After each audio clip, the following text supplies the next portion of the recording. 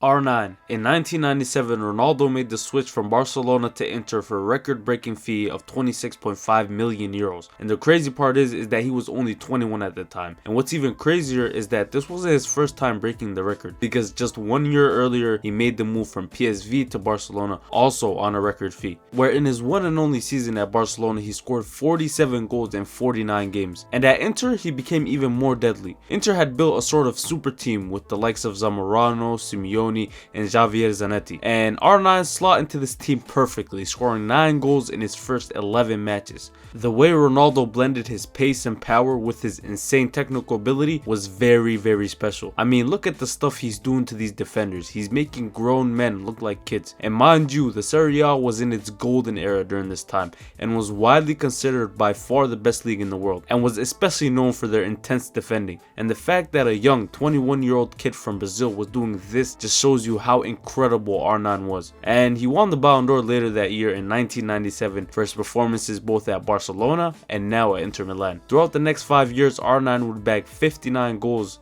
in 99 games for Inter. Although he did start off amazingly at the club, injuries really stopped him from reaching his full potential, winning only 1 trophy for the club before leaving to Real Madrid in 2002. Denilson. A lot of you might not know this guy, but in 1998, Real Betis, yes you heard that right, broke the transfer record when they signed a young Brazilian winger by the name of Denilson for 30 million euros. And I'm not gonna lie, this man is by far the worst player in this whole video. This guy was hyped up as being the next big Brazilian superstar, but within his first 2 seasons at the club, Real Betis got relegated, and Denilson was stinky to say the least, putting up only 5 goals in his first 2 years. By the 2004-05 season, it was evident that this guy wasn't what he was advertised, and he left for Bordeaux. Throughout the rest of his career, he would never really settle down, playing in 6 different countries before he finally retired in 2022. Christian Vieri. In 1999, Inter Milan again broke the transfer record, and again on a striker, this time on Christian Vieri, who they signed for 46.4 million euros from Lazio as the Serie A Player of the Year. As I already mentioned, the Serie A around this time was at its peak. Some of the strikers around this time include the likes of Shevchenko, Batistuta, and Inzaghi. But one name people don't mention enough is Christian Vieri. While yes, R9 was the superstar at Inter, but it was Vieri who allowed him to play the way he did.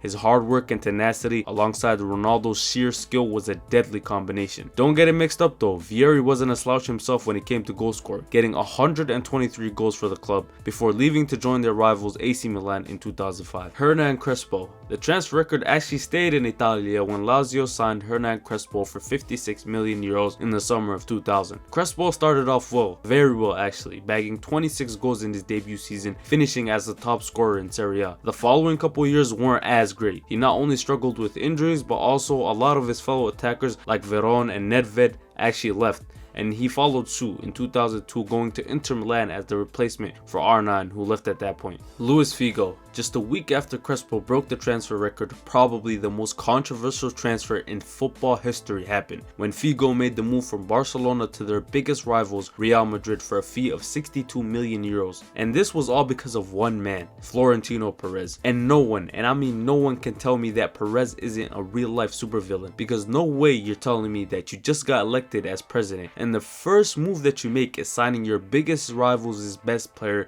and captain. Genuinely psychopath behavior. Anyway though, back to Figo. We all know the story of Figo at Real Madrid, and especially of his return to the new camp, where the fans cursed at him with every single insult imaginable, and of course the famous pighead incident. But let's all be honest, in the end it worked out amazingly for Luis Figo. Being one of the faces of the Galacticos era, in his 5 years at the club, Figo cemented himself as a Real Madrid legend, winning the Champions League, 2 La Liga titles, and he even went on and got his hands on the coveted Ballon d'Or. Zinedine Zidane. We go from one Galactico to another, because in 2001 Real Madrid once again broke the transfer record when they bought Zizou for 77.5 million from Juve. Before Walter White, Zidane was the bald man with the most aura. It's gonna sound like I'm overglazing, but genuinely I don't think there has ever been a player as silky smooth as Zidane on a football pitch. Bro had the full package of a top tier midfielder, and he showed this in his career before moving moving to Madrid because he already had the reputation as being probably the best midfielder on the planet at the time. He already had a Ballon d'Or and a World Cup to his name, but at Madrid the legend of Zidane grew even more, winning a host of trophies including the Champions League where he scored that goal against Leverkusen in the final, which might just be the greatest Champions League final goal of all time. All in all, he would be at the club for 5 years, where he decided to retire at the end of the 05-06 season because he apparently wanted to retire at the top of his game. But his story with Madrid doesn't end there, because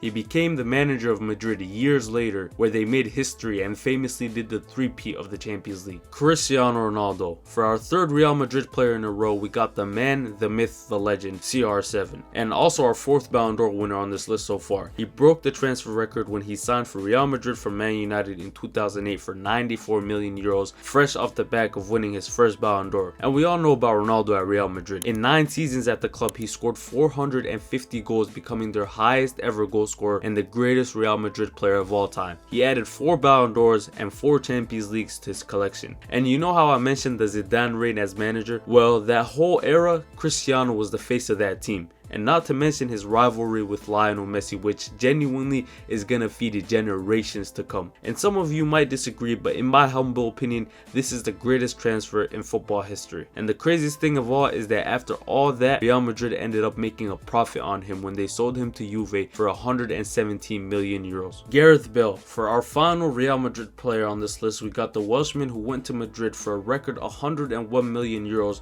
from Tottenham Hotspur, the first ever transfer to break 100 million. Was it worth it? Well, that's for you to decide. Bale at Real Madrid was as up and down as it gets, being one of the fastest and most deadliest players in the world. Bale formed a crazy trio with Ronaldo and Benzema. He had some big moments when it comes to his Real Madrid career. A couple that immediately come to mind is his extra time goal versus Atletico to get Real Madrid their first Champions League trophy in 12 years. That run and goal against Barcelona in the Copa del Rey final will forever be iconic. And who could forget the Champions League final brace against Liverpool in 2018, where he scored a bicycle kick to get Real Madrid the third Champions League trophy in a row. Unfortunately though, his time at Madrid will get bitter towards the end. Muscle injuries really caught up to him, and he was criticized for every little thing. The fact that he liked playing golf was a major one, with people for real thinking that he liked it more than football. He went on loan to Tottenham for a stint before leaving to LAFC in 2022 after 9 seasons at the club. While yes, his latter years at the club were a bit shaky, it doesn't take away from the fact that he's the greatest ever British player. Paul Pogba, the first and only Premier League signing on our list today, and it's when Manchester United re-signed Juventus midfielder Pogba for 105 million euros in 2016. And can I say, this is a beautiful bit of business by Juventus, because when they initially signed Pogba, it was in fact from Manchester United,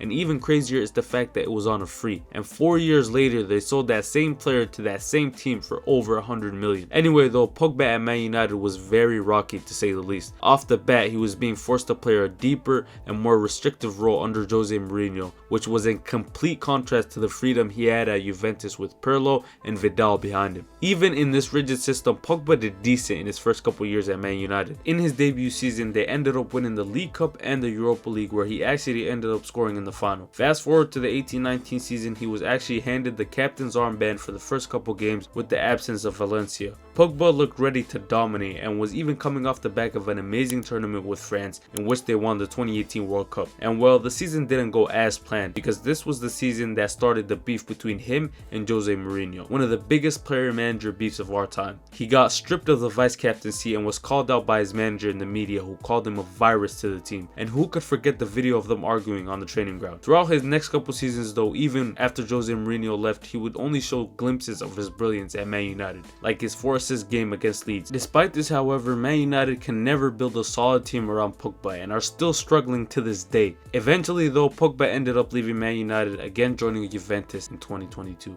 Neymar Jr. We got quite a big of a jump from 105 million for Pogba to 222 million for Neymar when he signed for PSG in 2017, which is genuinely absurd. It was the first ever signing to crack 200 million, and it still stands to this day. PSG, who had Qatari money, triggered his release clause, which Barcelona probably thought would never be triggered. I'm not gonna lie, this transfer single-handedly broke the transfer market forever. Modern transfer fees look like this, where £100 million signings are the norm. Anyway though, back to Neymar and his PSG career. A lot of people seem to think that he was a failure at PSG, and there's been sort of a myth that Neymar at PSG was way worse than Neymar at Barcelona. But that's kind of a lie. Even Neymar himself came out and said that he had his prime years at PSG. I mean, I have a feeling I know why people think this, because let's be honest, unless you support a team in France, the chances of you watching La Liga games are much higher than watching games in the French league. Like genuinely, Neymar could get 100 goals in a season for PSG and people will discredit it because he plays in a quote-unquote farmers league. I mean, just look at some of his seasons in Paris. The 2017-18 season was his first year and it's considered his best season ever by a lot of people, where he got 44 GA across all competitions. And you even look at 2020 when he led the team to the Champions League final. Despite losing, he carried the team sometimes even single-handedly to the first ever Champions League final. Even as recent as 22-23,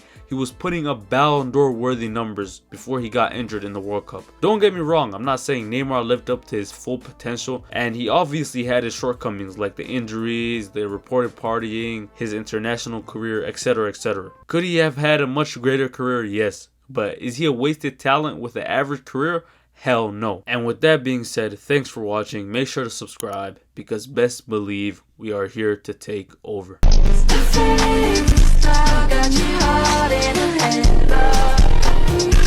don't believe